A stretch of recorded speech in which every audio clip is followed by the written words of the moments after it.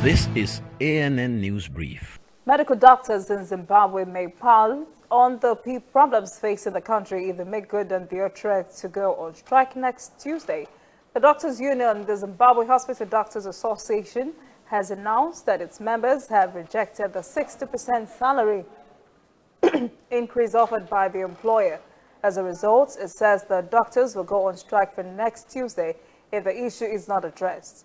The association's threats were contained in a letter to the Ministry of Health and Child Care.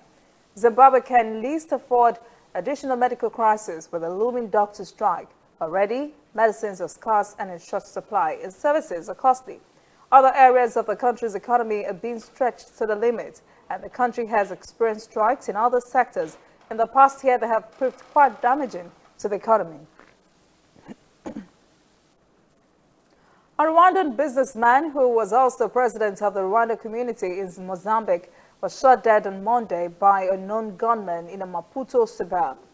Reports say there had been previous attempts on Luis Baziga's life. Witnesses said two armed individuals approached the victim's car and shot him at close range. He died on the spot.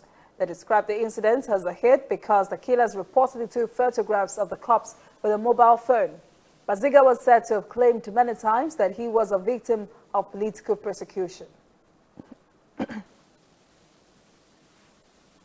We'll return after this message.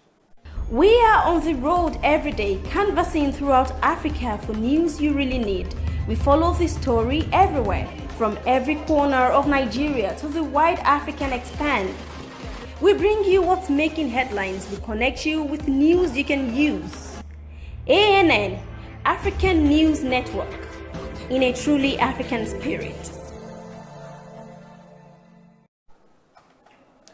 Charles Sirleaf, son of Liberia's former president Ellen Johnson Sirleaf, was one of 5 Liberian central bank officials arraigned in the Monrovia court for economic sabotage, criminal conspiracy, criminal facilitation, and money laundering.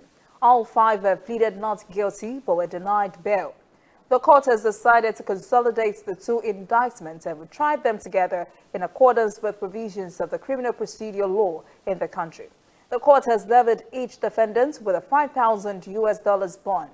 Charles Sirleaf and another defendant, in this case a cranial medical bill, would have been ordered by the court to file their bonds this week.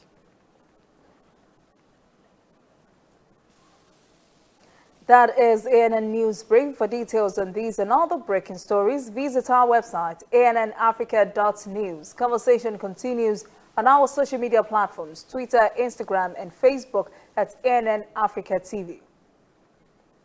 I am Olajumoke Olatunji.